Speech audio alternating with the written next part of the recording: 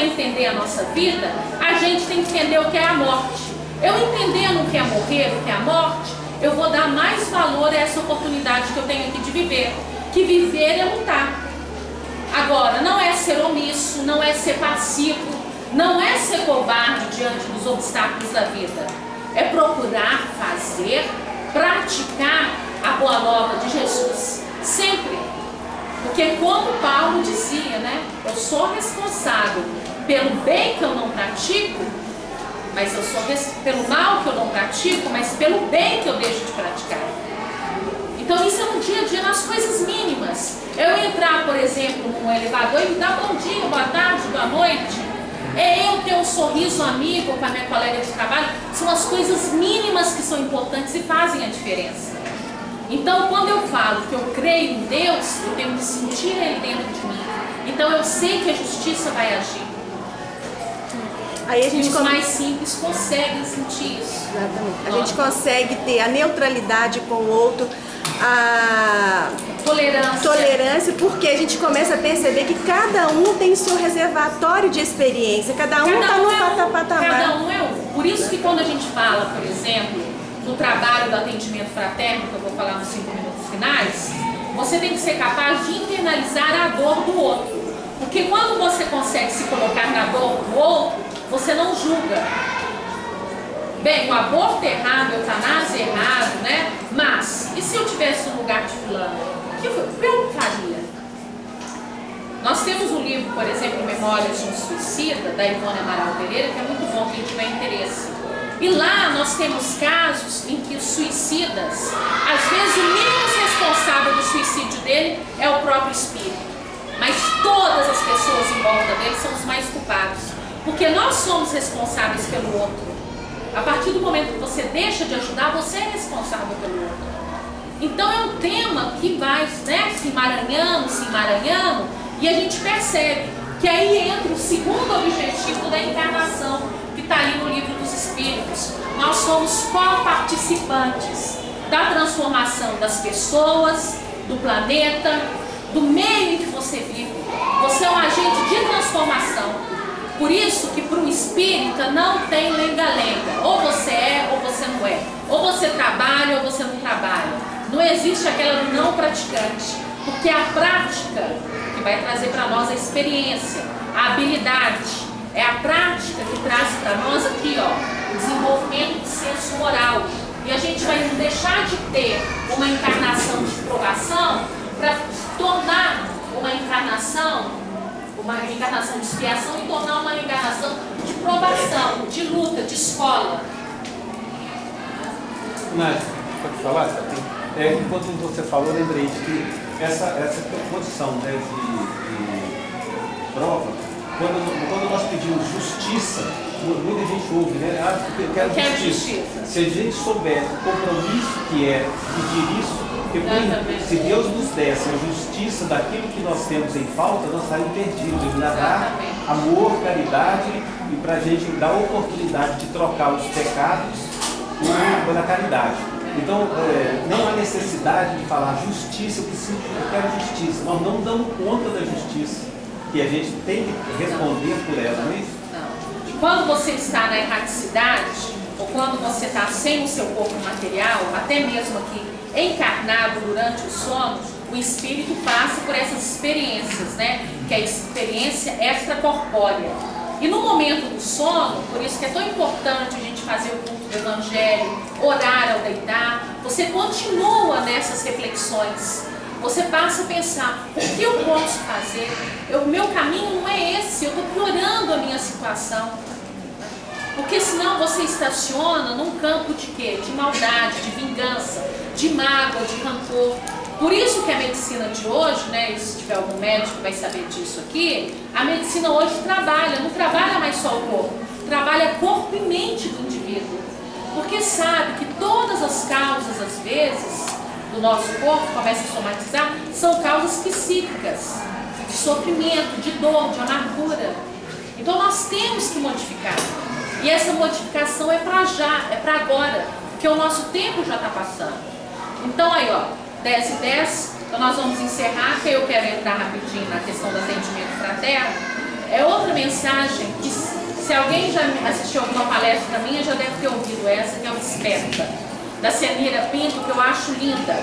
É uma passagem de Efésios, capítulo 5, versículo 15.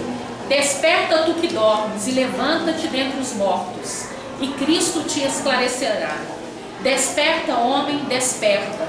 Desse sono em que vives mergulhado, desperta para a vida e procura te encontrar. Tão longe estás de ti. E dizes que vives, e dizes que amas. Quem dorme não vive, vegeta apenas. Em teus sonhos queres encontrar outros homens, e assim vais, se distanciando de ti mesmo.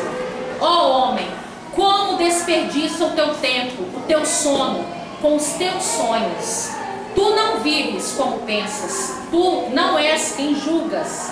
Tu nem sabes quem tu és, porque não indagaste ainda quem sou, de onde veio e para onde eu vou. Não queres despertar para a vida, porque não te interessa a realidade, porque ela te apavora, porque és covarde. Nada sabes, homem, e te julgas sábios. Teus olhos enxergam e nada veem. Teus pés andam, mas tu não caminhas. Teus lábios articulam sons, e tu nada dizes. Teus ouvidos escutam, mas não sabes ouvir. Tuas mãos gesticulam e se movimentam, mas tu não trabalhas. A vida é luz e tu vives nas trevas. É amor e tu deturpas, tornando a maior beleza em repugnante sensualismo. É verdade, tu preferes a mentira. É justiça e tu és injusto. Entretanto, seria tão simples, tão belo, tão divino, se quisesses despertar para te encontrar. Após os primeiros choques, as primeiras experiências, as primeiras gotas de fel, verias que valeu a pena, porque só é homem realmente aquele que vive a vida verdadeira, aquele que é, enfim, responsável pelos seus atos e que sabe encontrar na vida a felicidade de viver. Que importam as glórias se elas são efêmeras? Que importam os tesouros se eles se dissipam? Que importa a beleza exterior se ela se esvai? Tudo é maravilhoso e fabulosamente bom para quem vive no amor de ação, o amor fraternidade, o amor essência. Tudo é tão belo para o homem desperto, para aquele que se encontrou a si mesmo e segue a vida sem preconceito, sem vaidade, ajudando a despertar seus irmãos que ainda dormem, ainda sonham e vivem em pesadelos. Desperta, homem, desperta. E hoje é isso que eu quero deixar aqui para vocês. Levanta-te e anda, Senira. A morte é o começo de tudo. Então a gente, para entender a nossa vida, a gente tem que entender o que é a morte. Eu entendendo o que é morrer, o que é a morte, eu vou dar mais valor a essa oportunidade que eu tenho aqui de viver. Que viver é lutar. Agora, não é ser omisso, não é ser passivo, não é ser covarde diante dos obstáculos da vida. É procurar fazer, praticar a boa nova de Jesus. Sempre. Porque como Paulo dizia, né? Eu sou responsável pelo bem que eu não pratico, mas eu sou pelo mal que eu não pratico, mas pelo bem que eu deixo de praticar. Então isso é no dia a dia, nas coisas mínimas. Eu entrar, por exemplo, num elevador e dar bom dia, boa tarde, boa noite. É eu ter um sorriso amigo com a minha colega de trabalho. São as coisas mínimas que são importantes e fazem a diferença. Então quando eu falo que eu creio em Deus, eu tenho que sentir Ele dentro de mim. Então eu sei que a justiça vai agir. Aí a gente e os mais simples conseguem sentir isso. Exatamente. A gente consegue ter a neutralidade com o outro, a tolerância, porque a gente começa a perceber que cada um tem seu reservatório de experiência, cada um está no patamar. Cada um é um. Por isso que quando a gente fala, por exemplo, do trabalho do atendimento fraterno, que eu vou falar nos 5 minutos finais, você tem que ser capaz de internalizar a dor do outro. Porque quando você consegue se colocar na dor do outro, você não julga. Bem, o aborto é errado, a eutanásia é errado, né? Mas, e se eu estivesse no lugar de fulano? O que eu faria? Nós temos um livro, por exemplo, Memórias de um Suicida, da Ivone Amaral Pereira, que é muito bom quem tiver interesse. E lá nós temos casos em que os suicidas, às vezes o menos responsável do suicídio dele é o próprio espírito. Mas todas as pessoas em volta dele são os mais culpados. Porque nós somos responsáveis pelo outro. A partir do momento que você deixa de ajudar, você é responsável pelo outro. Então é um tema que vai, né, se emaranhando, e a gente percebe que aí entra o segundo objetivo da encarnação, que está ali no Livro dos Espíritos. Nós somos co-participantes da transformação das pessoas, do planeta, do meio em que você vive. Você é um agente de transformação. Por isso que para o espírita não tem lenga-lenga. Ou você é ou você não é. Ou você trabalha ou você não trabalha. Não existe aquela do não praticante. Porque a prática que vai trazer para nós a experiência, a habilidade. É a prática que traz para nós aqui, ó, o desenvolvimento de senso moral.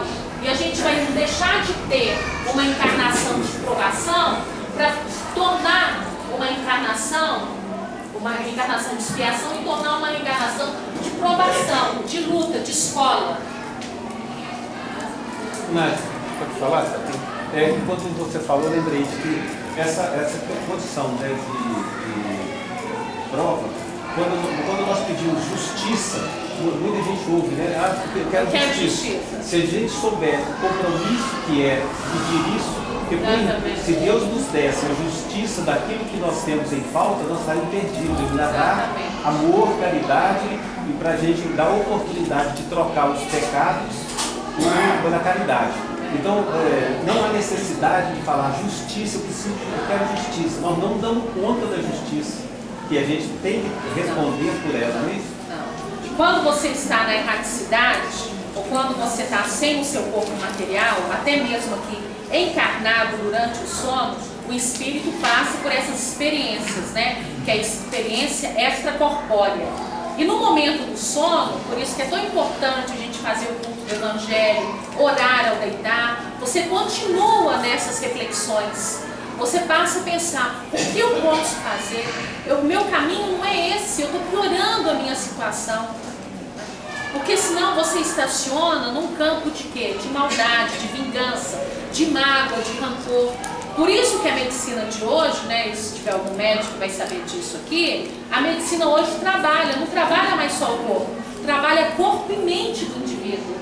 Porque sabe que todas as causas, às vezes, do nosso corpo, começa a somatizar, são causas psíquicas, de sofrimento, de dor, de amargura. Então nós temos que modificar. E essa modificação é para já, é para agora, porque o nosso tempo já está passando. Então aí, ó, 10h10, então nós vamos encerrar, que eu quero entrar rapidinho na questão do atendimento fraterno. É outra mensagem que, se alguém já assistiu alguma palestra minha, já deve ter ouvido essa, que é o Desperta, da Senira Pinto, que eu acho linda. É uma passagem de Efésios, capítulo 5, versículo 15. Desperta tu que dormes e levanta-te dentre os mortos, e Cristo te esclarecerá. Desperta, homem, desperta. Desse sono em que vives mergulhado, desperta para a vida e procura te encontrar. Tão longe estás de ti. E dizes que vives, e dizes que amas. Quem dorme não vive, vegeta apenas. Em teus sonhos queres encontrar outros homens, e assim vais, se distanciando de ti mesmo. Ó homem, como desperdiça o teu tempo, o teu sono, com os teus sonhos. Tu não vives como pensas, tu não és quem julgas. Tu nem sabes quem tu és, porque não indagaste ainda quem sou, de onde veio e para onde eu vou. Não queres despertar para a vida, porque não te interessa a realidade, porque ela te apavora, porque és cobarde. Nada sabes, homem, e te julgas sábios. Teus olhos enxergam e nada veem. Teus pés andam, mas tu não caminhas. Teus lábios articulam sons, e tu nada dizes. Teus ouvidos escutam, mas não sabes ouvir. Tuas mãos gesticulam e se movimentam, mas tu não trabalhas. A vida é luz e tu vives nas trevas. É amor e tu deturpas, tornando a maior beleza em repugnante sensualismo. É verdade, tu preferes a mentira. É justiça e tu és injusto. Entretanto, seria tão simples, tão belo, tão divino, se quisesses despertar para te encontrar. Após os primeiros choques, as primeiras experiências, as primeiras gotas de fel, verias que valeu a pena, porque só é homem realmente aquele que vive a vida verdadeira, aquele que é, enfim, responsável pelos seus atos e que sabe encontrar na vida a felicidade de viver. Que importam as glórias se elas são efêmeras? Que importam os tesouros se eles se dissipam? Que importa a beleza exterior se ela se esvai? Tudo é maravilhoso e fabulosamente bom para quem vive no amor de ação, o amor fraternidade, o amor essência. Tudo é tão belo para o homem desperto, para aquele que se encontrou a si mesmo e segue a vida sem preconceito, sem vaidade, ajudando a despertar seus irmãos que ainda dormem, ainda sonham e vivem em pesadelos. Desperta, homem, desperta. E hoje é isso que eu quero deixar aqui para vocês. Levanta-te e anda, Senira. Ideias que não fazem parte dentro da doutrina. Por isso que eu falo que nada substitui a leitura do livro. Então a palestra aqui, a exposição, ela é apenas 1/1000, né, da parte, né, do estudo que a gente vai fazer hoje aqui. Aí eu trouxe uma bibliografia, e quem estiver interessado depois em aprofundar o tema, e a gente vai trazer figuras importantes, né, para a doutrina espírita, que às vezes são esquecidas também, como as obras do Gabriel Delano e do Leon Denis. Primeiro, a doutrina espírita, como o próprio nome diz, doutrina, ela é um corpo de princípios, não de leis, mas de princípios que vão nos nortear os nossos estudos. Dentro desses princípios nós temos a crença no Deus único, a crença na vida futura, a crença na encarnação e na reencarnação, a comunicabilidade entre os espíritos, tanto no plano físico, no plano material, o intercâmbio que é constante, e a lei maior delas, que é a questão da evolução, da lei da evolução. Todas elas se completam e há um objetivo maior, que é o objetivo do progresso. Não só do progresso do espírito, mas do progresso de todo o universo. Agora, qual é o objetivo maior da doutrina? O objetivo maior da doutrina é trazer para nós 3 aspectos importantes para conseguir entender, que é a questão da filosofia, da ciência e da religião. Sem esses 3 aspectos, a gente pode se perder. Ou se perde dentro da religião, no fanatismo. Por isso que Kardec, quando foi indagado, né, e pediram a ele explicação por que espiritismo não é religião, ele disse que um dos medos e um dos receios dele é que transformasse o espiritismo em mais uma religião baseada às vezes em misticismo, em mitos, em seitas, e se perdesse o objetivo maior da espiritualidade, que era tirar justamente o véu de mistérios, era fazer com que a humanidade avançasse, né, um passo a mais. E que passo a mais seria esse? Usar conscientemente o livre-arbítrio. O livre-arbítrio que nós temos no nosso dia a dia. Porque esse livre-arbítrio faz o indivíduo se transformar. Agora, como que essa transformação ocorre? Essa transformação só ocorre através da reflexão, do autoconhecimento, através do estudo. Por isso a importância do aspecto, né, da ciência e da filosofia. Porque a ciência traz para nós, através da observação, da experimentação, da comunicação com os espíritos, a busca dessa verdade. Eles trazem para nós o que se passa do outro lado.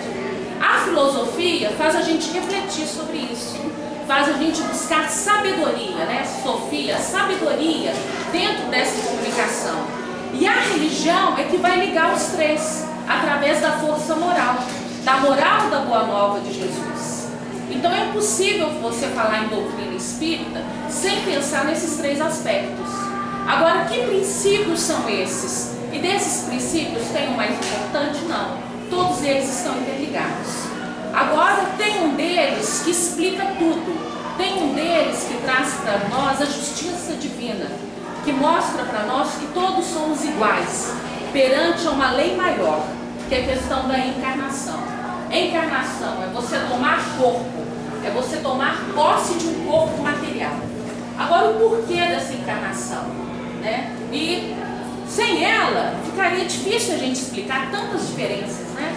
Sociais, antropológicas, físicas. Por que alguns têm privilégios, outros não? Por que uns sofrem mais, outros não?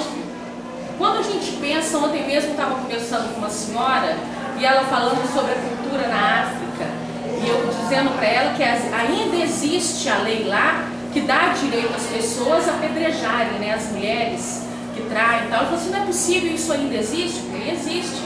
Porque quando a gente imagina o nosso mundo, a gente imagina um mundo muito micro. A gente esquece que isso aqui é apenas um mundinho, isso aqui é só o nosso mundinho. Existem culturas ainda que quando você vai estudar, a gente tem a impressão que vivem ainda no mundo da barbárie.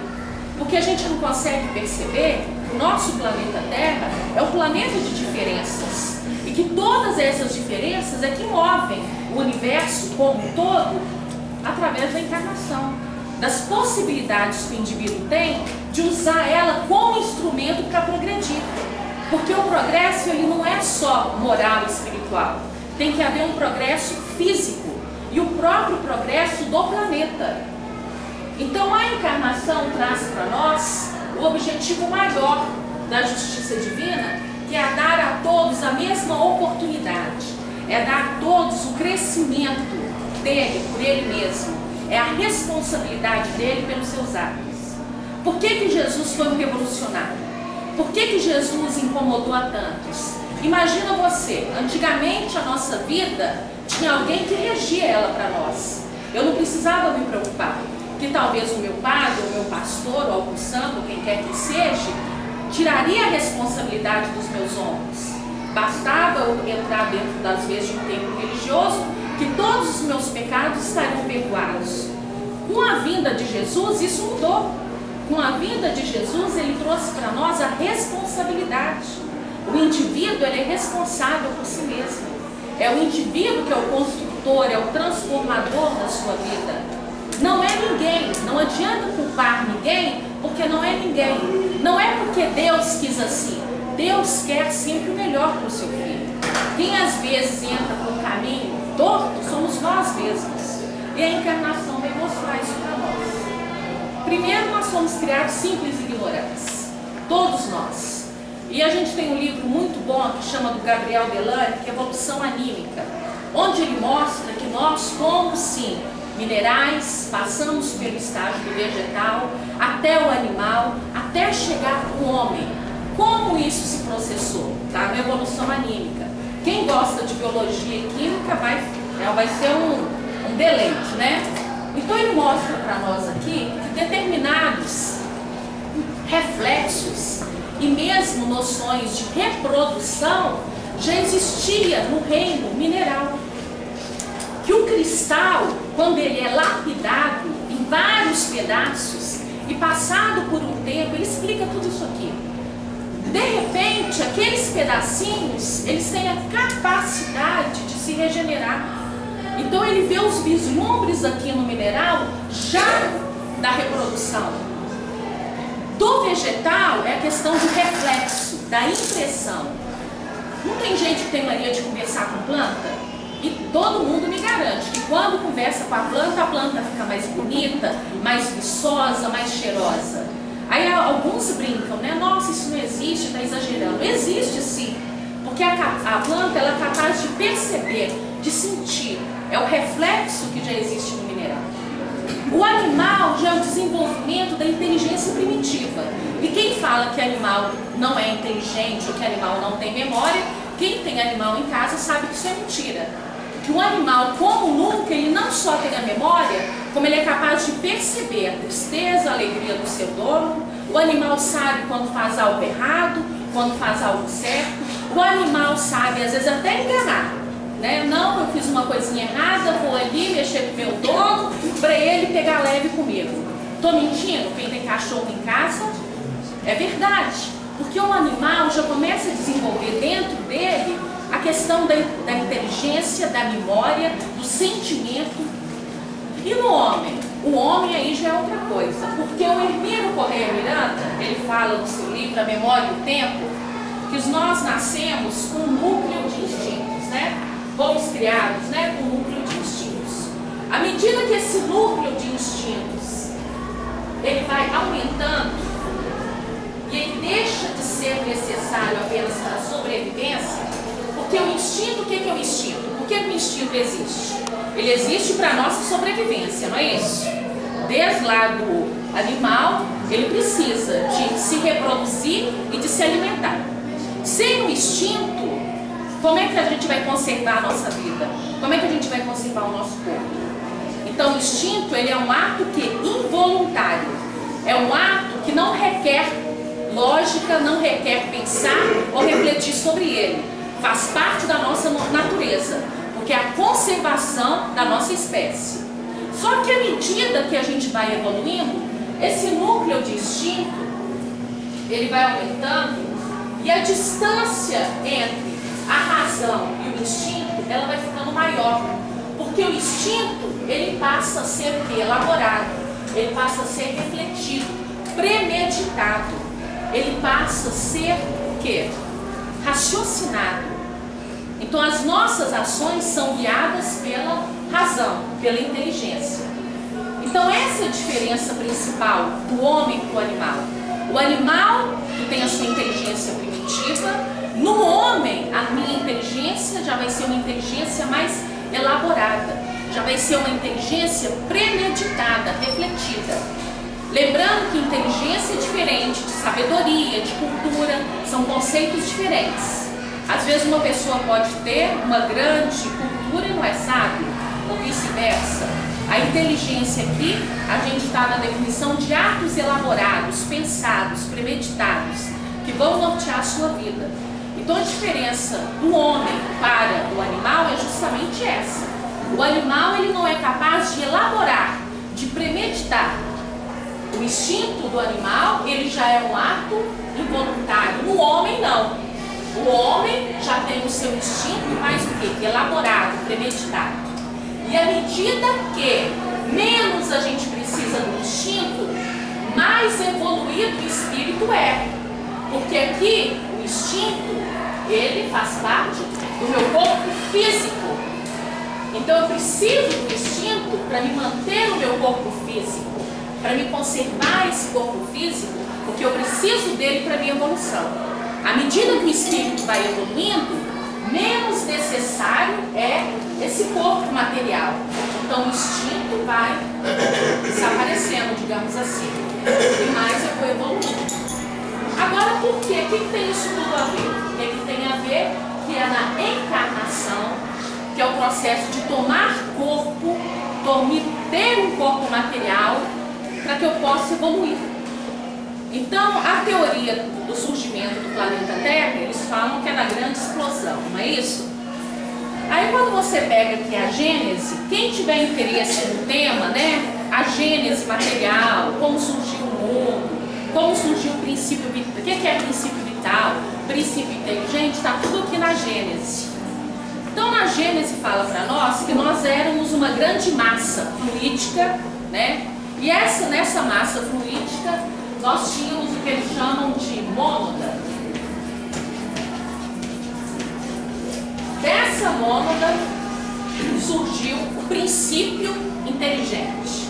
Esse princípio inteligente somos nós, que desde criados há milhões e milhões e milhões de anos, habitamos o reino mineral, habitamos o reino vegetal, o animal, até chegarmos ao reino hominal.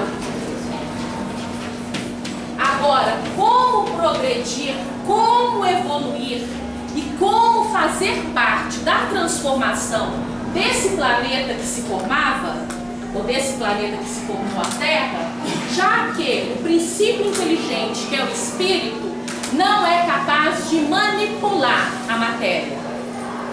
O espírito não é capaz de manipular. Ele é uma força, não é isso? Ele não é energia, ele não é por energia.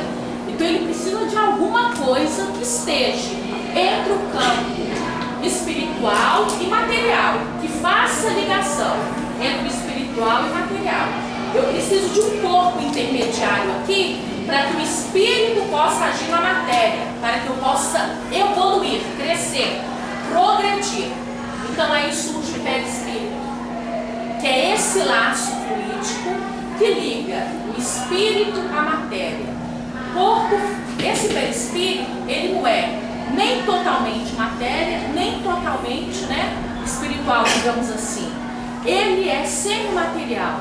Então ele é capaz de fazer com que o espírito se ligue à matéria, e aí sim nós temos a encarnação. Através desse perispírito vão estar registradas todas as impressões materiais, as impressões que o espírito vai sofrer no plano material. E mais ainda, vai estar registrado também as impressões do espírito. Quando a gente, outro livrinho aí, Missionários da Luz, no capítulo 12 e 13, que mostra o processo preparatório da reencarnação do Segismundo, a gente vai perceber que papel importante tem o perispírito.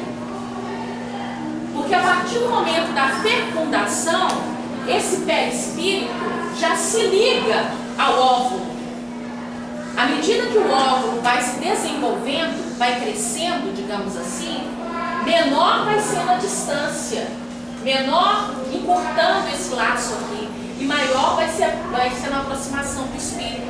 Até que esse óvulo totalmente formado, já vai estar o espírito, digamos, aqui dentro, ele já vai tomar posse do seu corpo.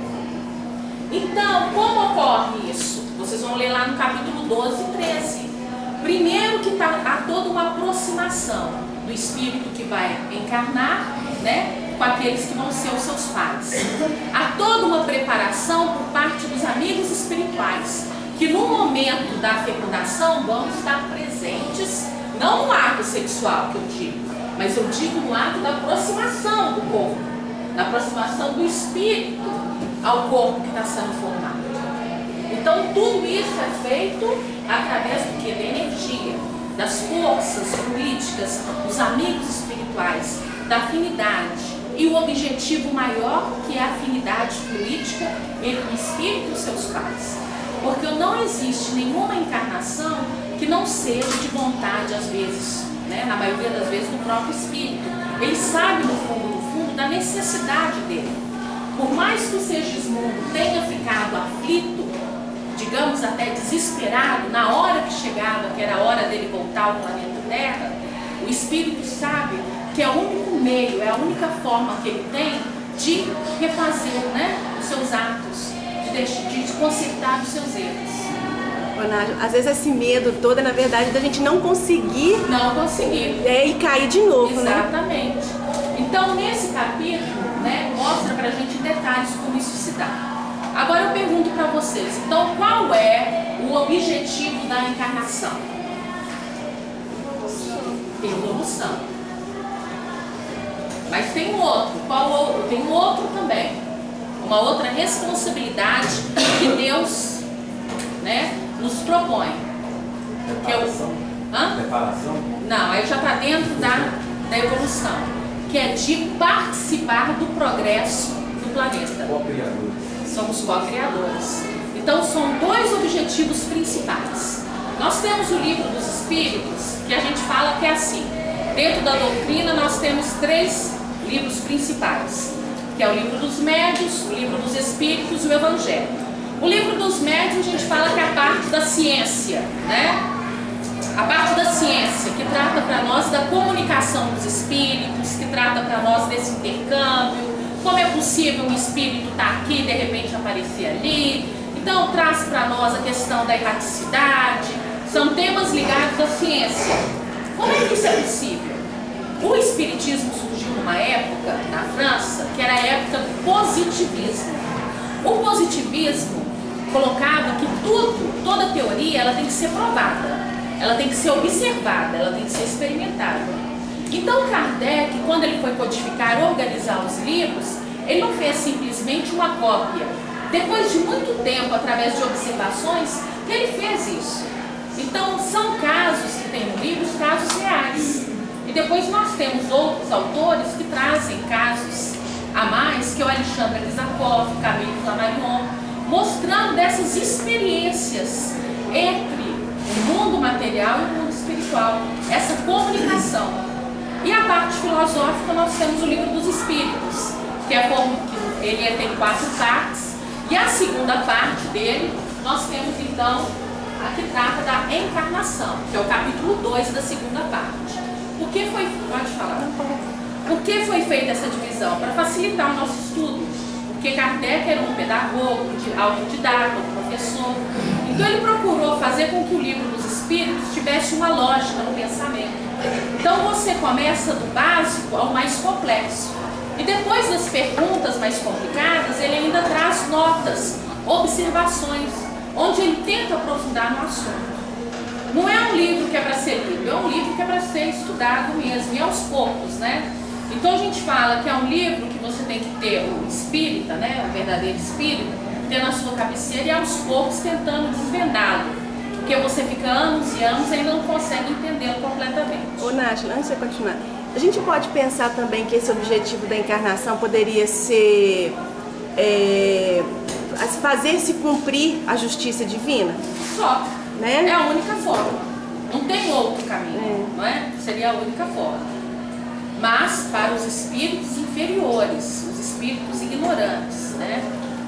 Então o Livro dos Espíritos, 4 partes. A gente tem a primeira, que é das causas primárias, a segunda, que trata do mundo espírita e a comunicação, o terceiro das leis morais e o quarto das esperanças e consolações. No capítulo 2, que é a segunda parte, trata justamente da encarnação dos espíritos, que é a questão 132 e 133, onde se pergunta como é possível, né, o porquê, qual o objetivo da encarnação dos espíritos. Aí o Espírito da Verdade coloca: chegar à perfeição, mas, mais ainda, preparar o espírito para um trabalho maior. Ele tem que ter condições de assumir a sua responsabilidade como co-criador. Para quê? Para transformar também o seu planeta em que ele vive. Porque quando a humanidade progride, o planeta também progride. Eu estou certa ou estou errada? Certo. Então nós somos coparticipantes. Então o espírito, para assumir o seu papel de coparticipador, ele tem que ter condições para isso. E o que lhe dá condições é a encarnação. A encarnação, ela pode ocorrer de forma expiatória, né, que a gente fala.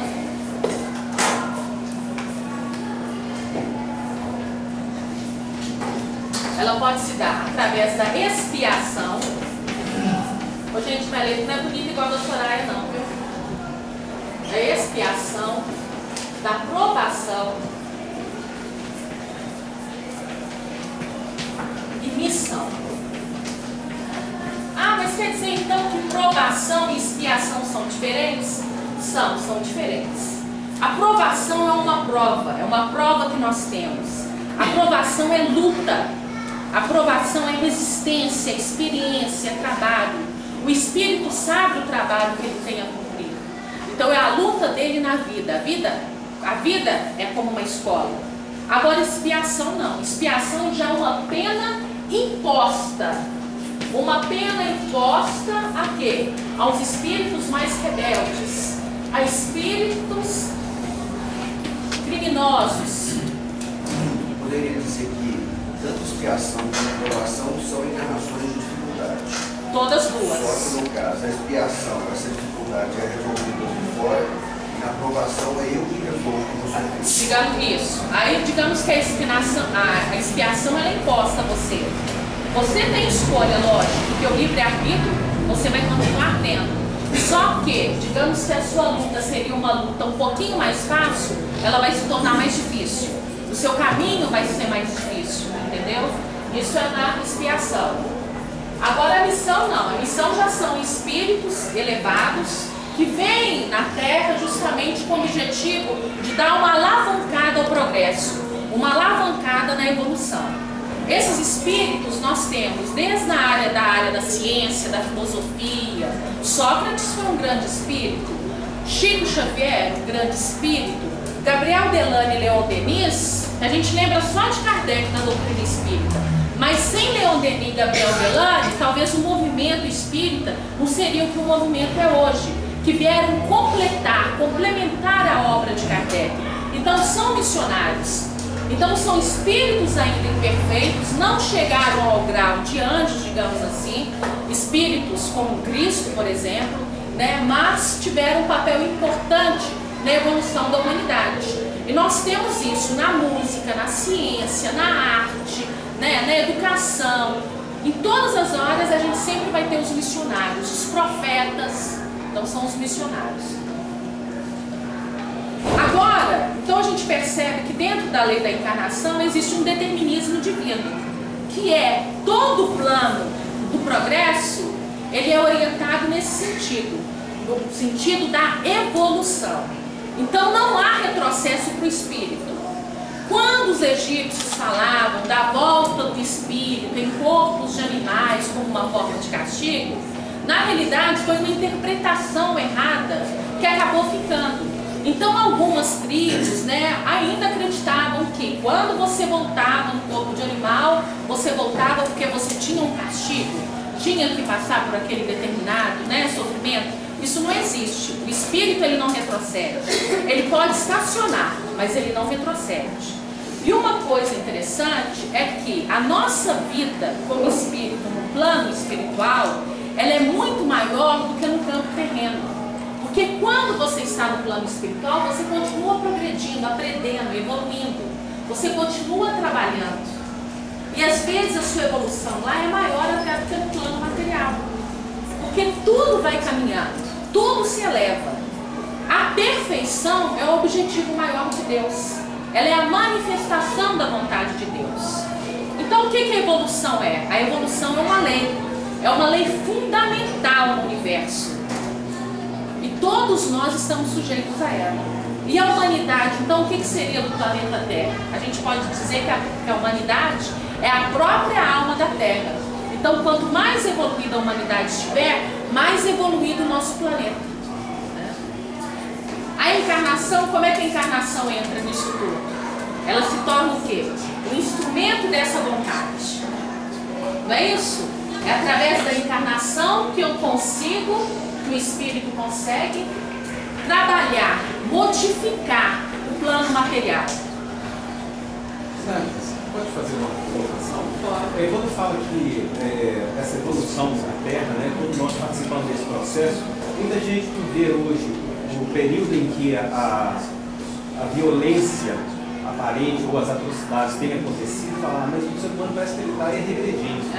Né? E a gente sabe que não é porque hoje a quantidade, né, a população é maior, então os acontecimentos são mais, a comunicação é online, né? As informações chegam mais rápido. Mas se a gente lembrar que na época de Roma nós batíamos palmas, né, para os cristãos que eram comigo, as atrocidades, hoje quando acontece uma catástrofe, seja qual for, todo mundo, as comunidades se emocionam, se envolvem para ajuda. Então, esse processo... Mas por que a pessoa hoje tem essa impressão que a gente está regredindo?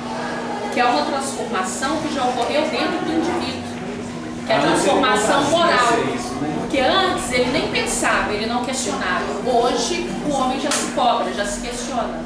Então digamos que a violência ela sempre esteve presente na nossa vida, né? Numa vida baseada no egoísmo, na vaidade. Mas hoje o homem, ele é mais o quê? Ele reflete mais, ele pensa mais. Porque ele está chegando na questão o quê? Moral. Na moral.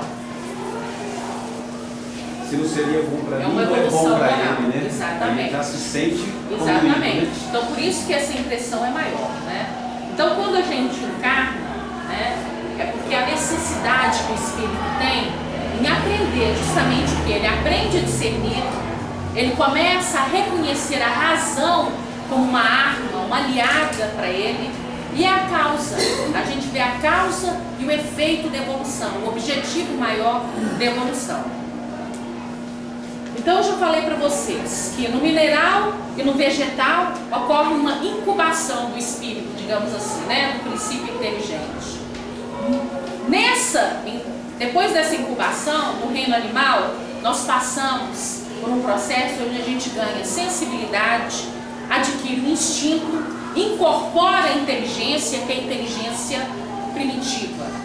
Quando a gente passa do reino animal para o nominal, a gente se veste do senso moral, que é o senso que eu coloquei para vocês, que é a questão da razão, onde nós elaboramos, onde nós premeditamos, onde nós calculamos as nossas ações. Nós não somos seres mais apenas instinto, nós somos seres instinto, temos que conservar a nossa vida, mas também temos o senso razão. E é justamente no homem que a gente se veste desse senso moral. Agora, tudo isso não teria sentido se não existisse o quê? A encarnação. Né? Imagina, Deus vai criar um espírito que vai habitar um mundo civilizado. E de repente um outro espírito que ainda vai habitar lá naquelas tribos mais longínquas da Amazônia ainda primitiva. Não seria muita diferença, né? Um Deus injusto? Um Deus, né, que castiga uns e presenteia outros, dá privilégios e oportunidades para um e outros não têm? Então uma coisa que para nós hoje, século XXI, ela é incompreensível. A gente não trabalha mais com esse tipo de pensamento. Até a criança hoje ela é capaz de formular, não, existe uma justiça. E essa justiça existe através do quê? Da encarnação. Então o princípio inteligente, quando ele toma, né, a forma do corpo do homem, desde lá do homem da pré-história, ele é capaz de se individualizar. Com isso, ele começa a elaborar faculdades que ele, no reino animal, ele não tinha. Então ele começa a desenvolver, né, justamente esse senso moral. Então o espírito ele é criado simples e ignorante.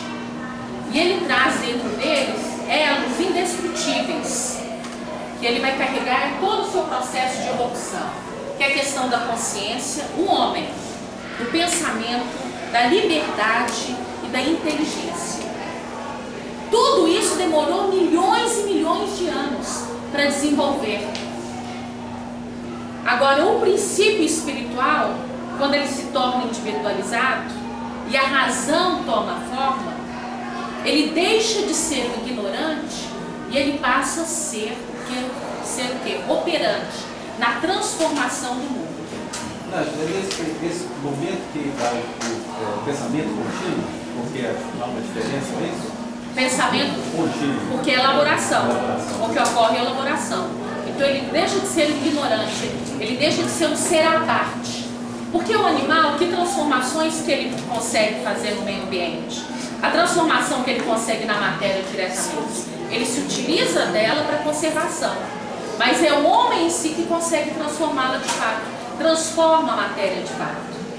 Então é através da reencarnação que a gente percebe que ela não só é a grande retificadora dos nossos erros, de várias vivências passadas, através da reencarnação, como também é através dela que a gente se torna um instrumento da justiça divina. É um instrumento maior da justiça divina. Então é a encarnação e a reencarnação. Então o homem, ele progride, não só na questão espiritual, mas ele progride. Psicológico, né? Biológico, físico e espiritual. Então é nessa luta constante dessas vidas. Tem um carro Prisma HLA 5714 travando uma garagem, é de alguém? Prisma HLA 5714.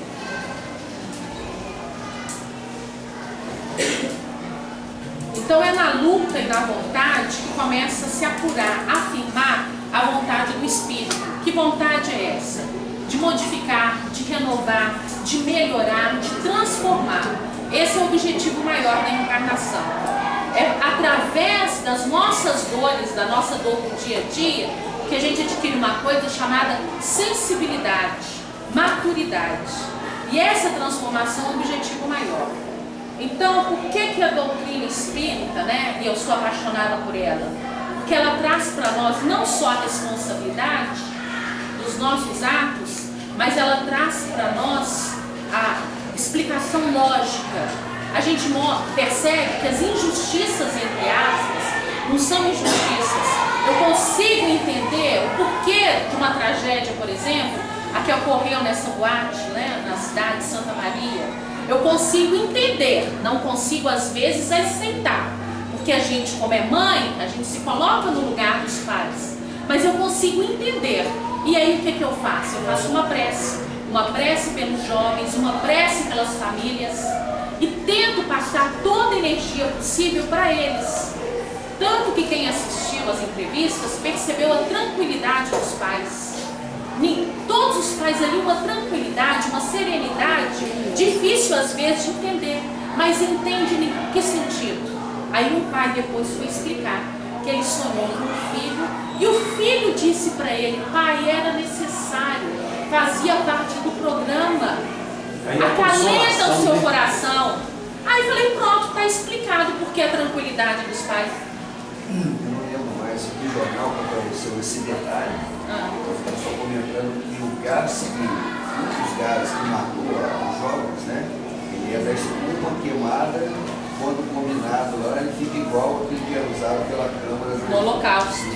E qual foi a primeira impressão quando o bombeiro conseguiu derrubar aquela parede? O que ele falou? De repente ele falou: nossa, a mesma imagem que a gente vê no Holocausto, nos livros de história, nos documentários de história, foi a que a gente viu nos banheiros. Corpo em cima de corpo. Corpo em cima de corpo. Ele falou que veio imediatamente. Então o bombeiro nem sabia do que ele falava, mas ele fala que essa imagem chocou, porque parecia que ele estava revendo o documentário, revendo fotos daquela época. Então existe um programa. O Chico Xavier fala, por exemplo, daquele circo que pegou fogo, né? Onde as pessoas têm uma afinidade expiatória. Essa afinidade expiatória reúne esses espíritos e, infelizmente, acontecem essas grandes tragédias porque todos eles têm essa afinidade. É uma afinidade expiatória onde eles têm que passar por essas provas, que está aí, prova, ela encosta, coletivas.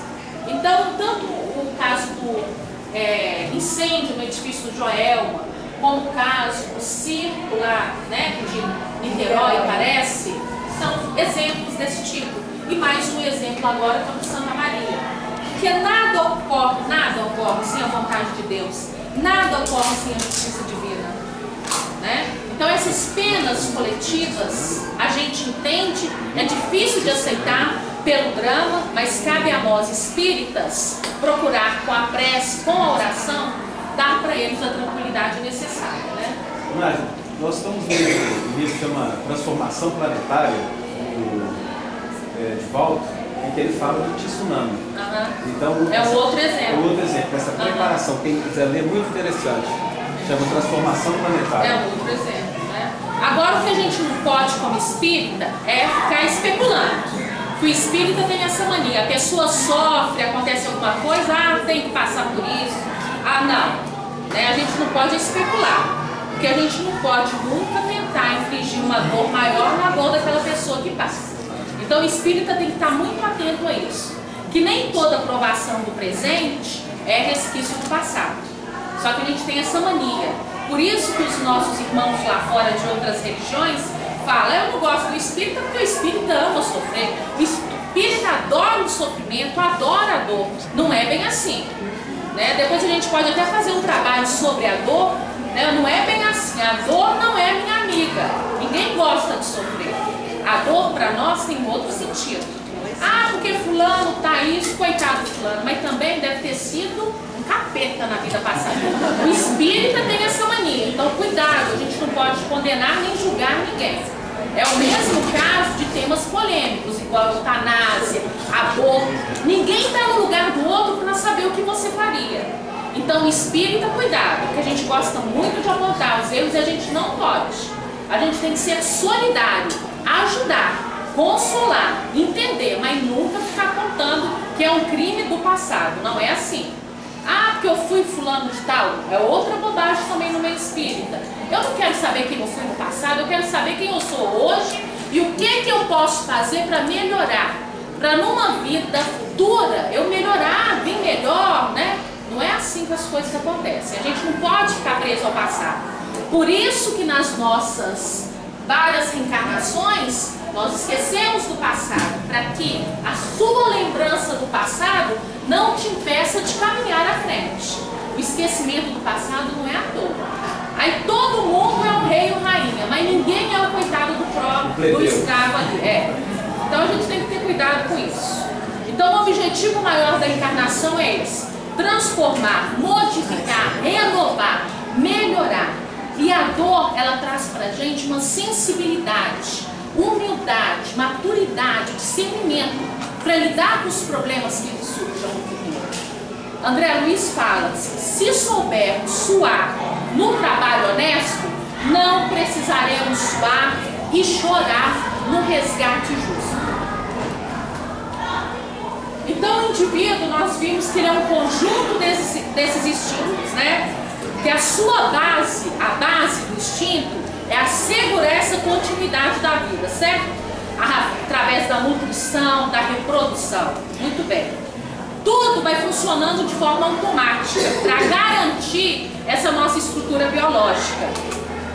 Mas depois de milênios e milênios, através das nossas encarnações, esse instinto começa a sofrer a nossa ação controladora. Ação controladora da razão, da inteligência, do discernimento, da reflexão.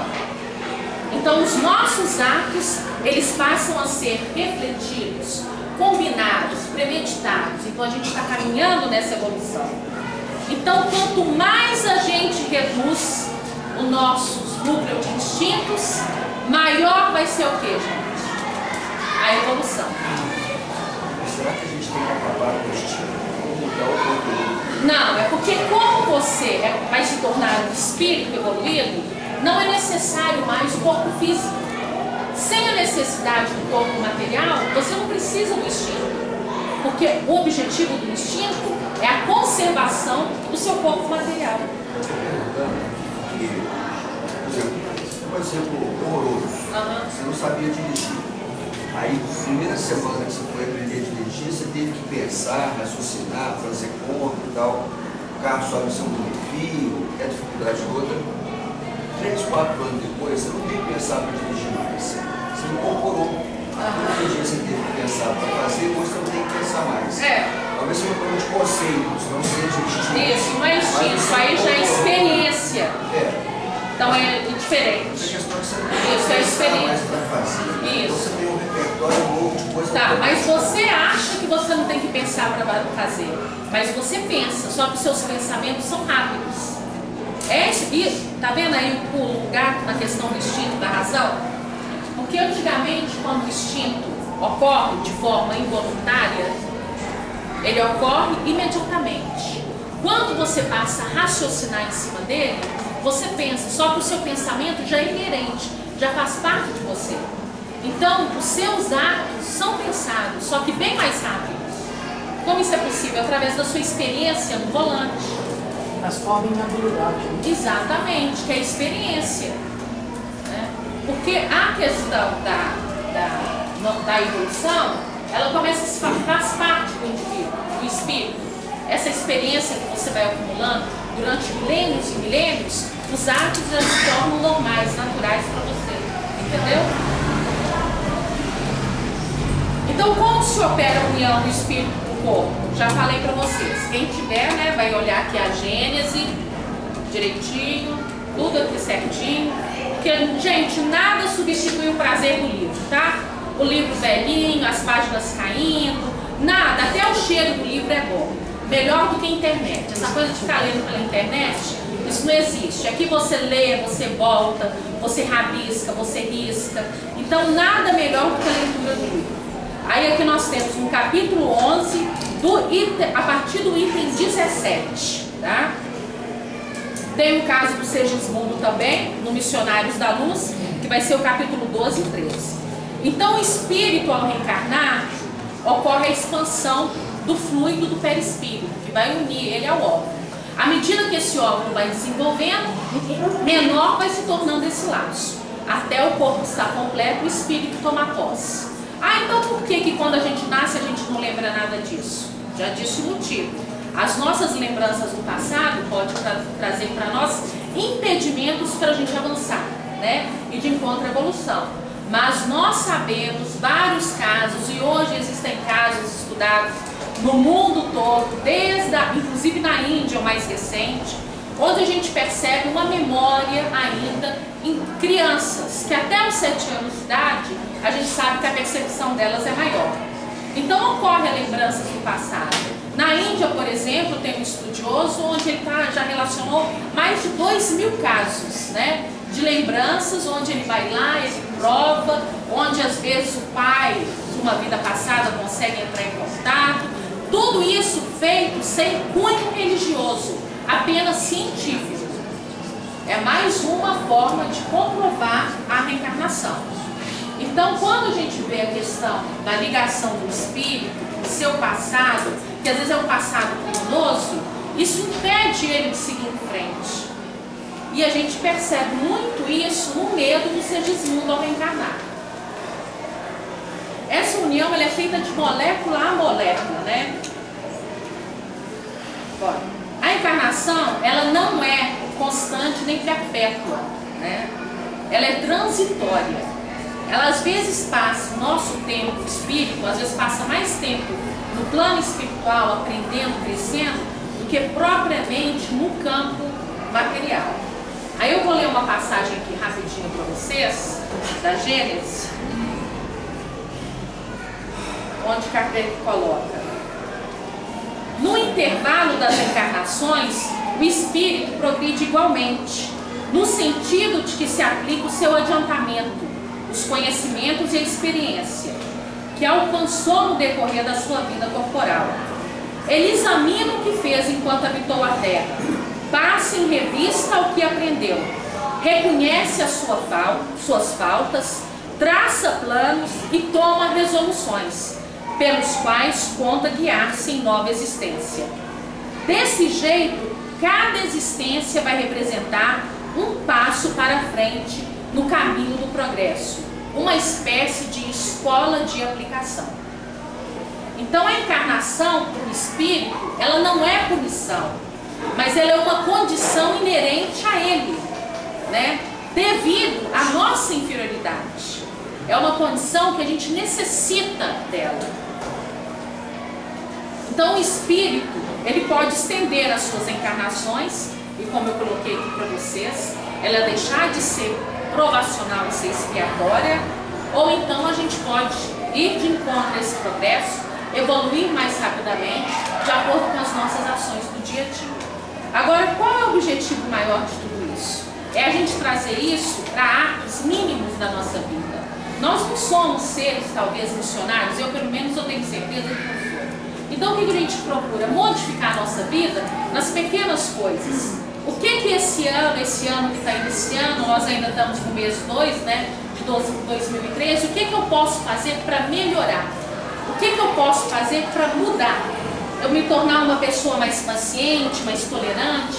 O que eu posso fazer para ajudar na minha família?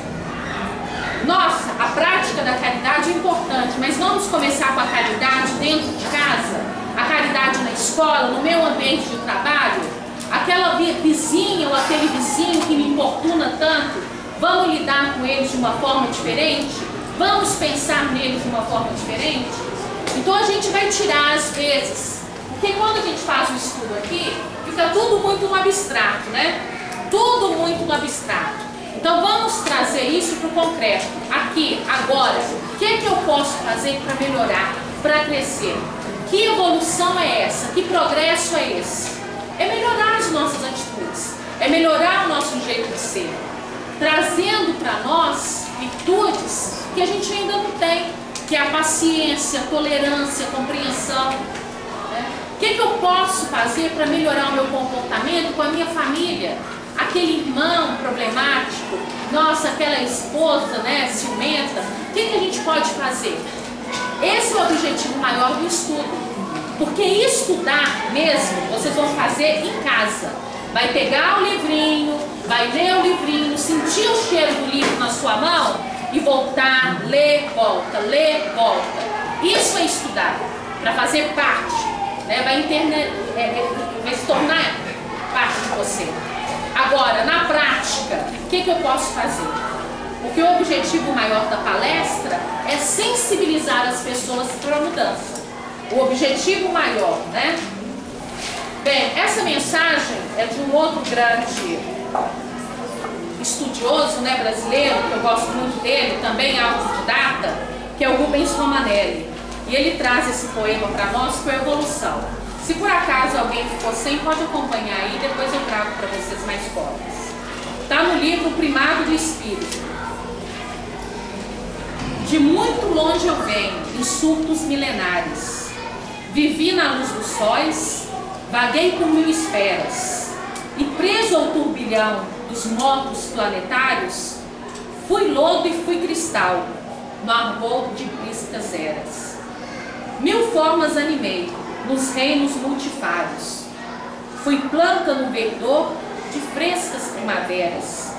E após desenvolver impulsos embrionários, galguei novos degraus, fui fera dentre as feras.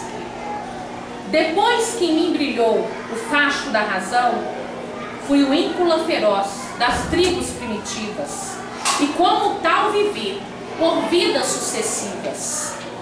E sempre na espiral da eterna evolução, um dia alcançarei, em planos bem diversos, a glória de ser luz, na luz dos universos. Rubens Romanelli. Isso aí é uma síntese que a gente viu aqui hoje. Bem, alguém tem alguma pergunta, alguma colocação? Que aí eu vou usar esses 10, 15 minutinhos finais para as dúvidas ou alguma colocação. E 5 minutos depois para falar do atendimento fraterno. Ninguém, gente? Então, tá bom, mais.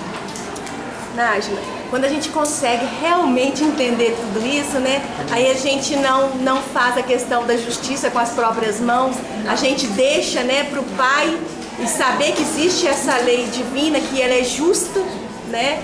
Então eu acho que quando a gente faz, né, ver as pessoas matando, vou fazer justiça, é por justamente não entender e às vezes nem acreditar nessa justiça divina, né? Você entrou numa questão importante, que é a questão da revolta, né? Porque o que acontece? Às vezes a gente vê as pessoas mais simples falando, entrego na mão de Deus. E às vezes as mais intelectualizadas, as mais cheias de cultura, digamos assim, inteligência, procurar a vingança, fazer a justiça pelas próprias mãos. Por que isso? Porque aí ela internalizou o sentimento religioso. E esse é o objetivo da religião dentro do pensamento da doutrina espírita. Trazer e desenvolver dentro de nós o seu senso moral. E esse senso moral nos liga a Deus. E nos ligando a Deus, a gente traz dentro da gente esse sentimento de confiar nele, de ter fé nele. Eu não falo que eu creio nele de boca para fora. De fato, eu creio nele. Por isso a não justiça com as próprias mãos.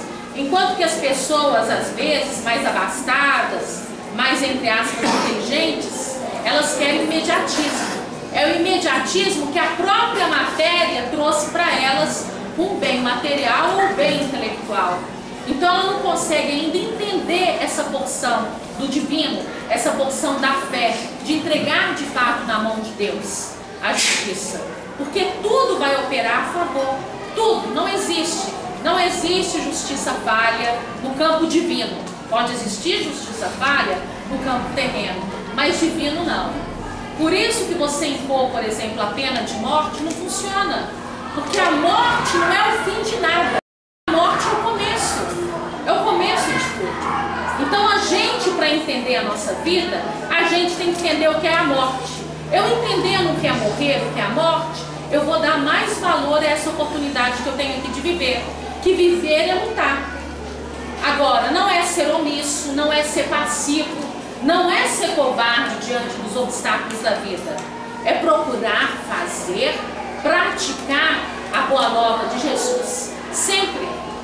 Porque como Paulo dizia, né? Eu sou responsável pelo bem que eu não pratico, mas eu sou pelo mal que eu não pratico, mas pelo bem que eu deixo de praticar. Então isso é no dia a dia, nas coisas mínimas. Eu entrar, por exemplo, num elevador e me dar bom dia, boa tarde, boa noite.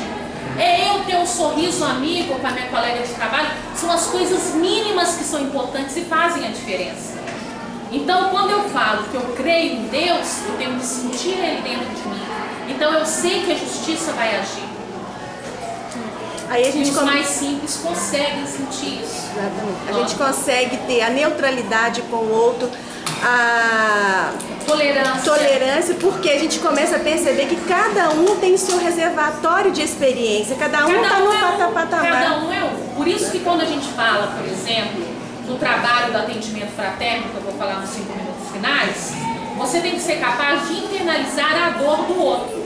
Porque quando você consegue se colocar na dor do outro, você não julga. Bem, o aborto é errado, a eutanásia é errado, né? Mas, e se eu tivesse no lugar de fulano? O que eu faria? Nós temos um livro, por exemplo, Memórias de um Suicida, da Ivone Amaral Pereira, que é muito bom quem tiver interesse. E lá nós temos casos em que os suicidas, às vezes o menos responsável do suicídio dele é o próprio espírito. Mas todas as pessoas em volta dele são os mais culpados. Porque nós somos responsáveis pelo outro. A partir do momento que você deixa de ajudar, você é responsável pelo outro. Então é um tema que vai, né, se emaranhando, e a gente percebe que aí entra o segundo objetivo da encarnação, que está ali no Livro dos Espíritos. Nós somos co-participantes da transformação das pessoas, do planeta, do meio em que você vive. Você é um agente de transformação.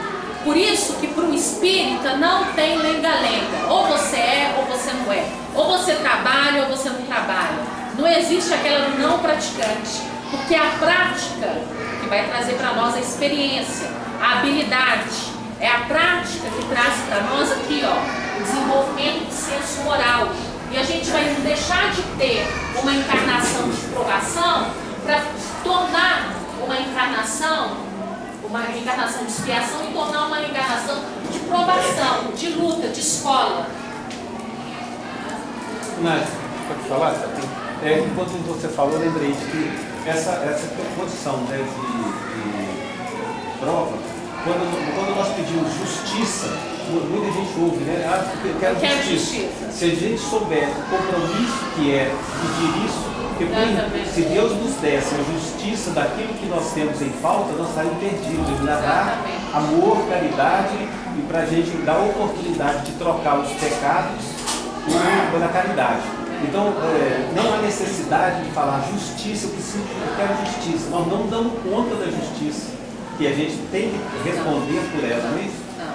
Quando você está na erraticidade, ou quando você está sem o seu corpo material, até mesmo aqui encarnado durante o sono, o espírito passa por essas experiências, né? Que é a experiência extracorpórea.